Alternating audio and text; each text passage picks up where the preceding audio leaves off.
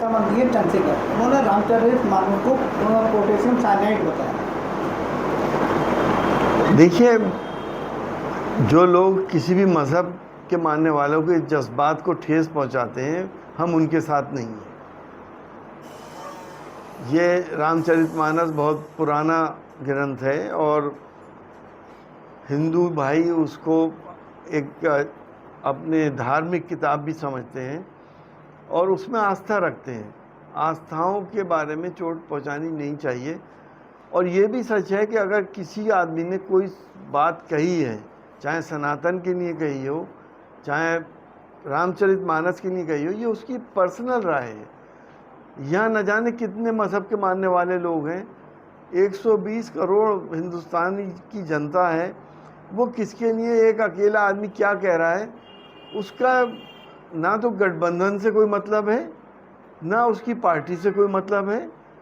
ये सबको मालूम है कि इंडिया गठबंधन में बहुत अच्छे हिंदू और सनातन के मानने वाले हैं। उन लोगों से बेहतर हैं जो सनातन को इस्तेमाल करके अपना राजनीतिक फ़ायदा उठाना चाहते हैं। बड़े बड़े हिंदू मानने वाले हमारे इंडिया गठबंधन में बड़े बड़े नेताओं के वो चेहरे हैं जिनको हिंदू भाई भी अब मिसाल दिया करते हैं।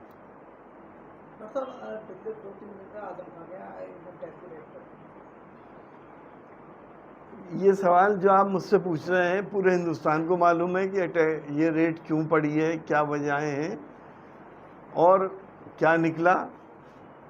हमें तो पूरी उम्मीद ये है कि उनके घर से कुछ नहीं निकलेगा और ना ही निकला, और वो एक पाक साफ इंसान है। लेकिन ये सब राजनीतिक हथकंडे जो इस्तेमाल हो रहे हैं जो सरकार के द्वारा, ये हमारे प्रजातंत्र को मुसलसल कमज़ोर कर रहे हैं। तो 18 अगस्त से संसद सत्र बुलाया गया। अब ये भी बड़ा एक राज सा है कि क्यों बुलाया गया, क्या करने जा रहे हैं, कौन से इसमें बिल पास हो रहे हैं। ध्यान डाइवर्ट करने के लिए कह रहे हैं कि 75 साल का इतिहास संसद का। इतिहास में तो ये लोग ज़्यादा ही जाते हैं ना, हिंदुस्तान को भी 5000 साल पहले घसीट रहे हैं। अरे आगे की बात करें, आगे क्या होना है और क्या करना है, तो वो इतिहास।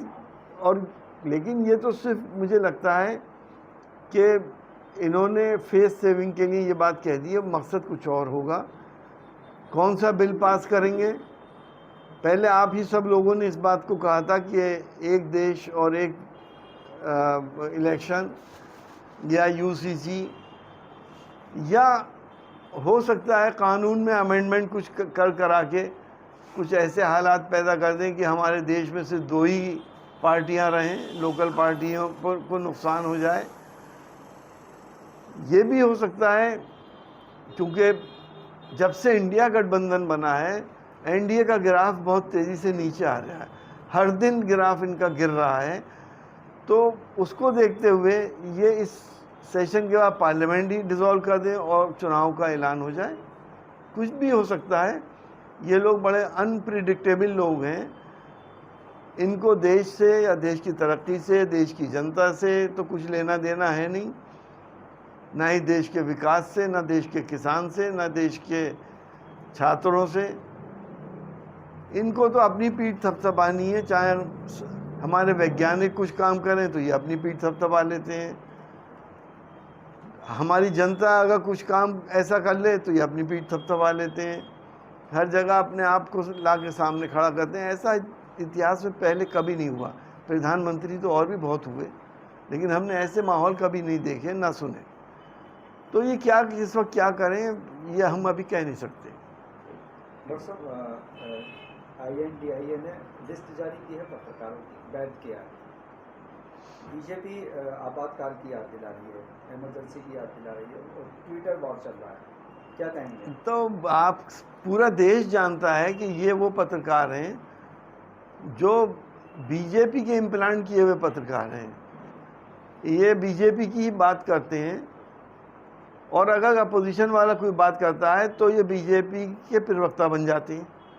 अगर आप इनके प्रोग्राम गौर से देखें तो आपको ये अंदाज़ होगा पत्रकारिता का स्तर इन लोगों ने इतना गिरा दिया है कि आज इंटरनेशनल मीडिया में हमारे मीडिया की बड़ी किरकिरी हो रही है। बाइडेन ने भी ये बात कही है, आपने सुना होगा वियतनाम में जाके, कि पत्रकारों के साथ जो कुछ भी हो रहा है उससे वो चिंतित हैं। और पत्रकारों को भी चाहिए कि पाक साफ पत्रकारिता करें, नॉन पार्शियल होकर बात करें। लेकिन इन पत्रकारों के जब भी आप प्रोग्राम देखेंगे तो आपको खुद अंदाज हो जाएगा कि ये पत्रकार नहीं बल्कि बीजेपी के कार्यकर्ता हैं।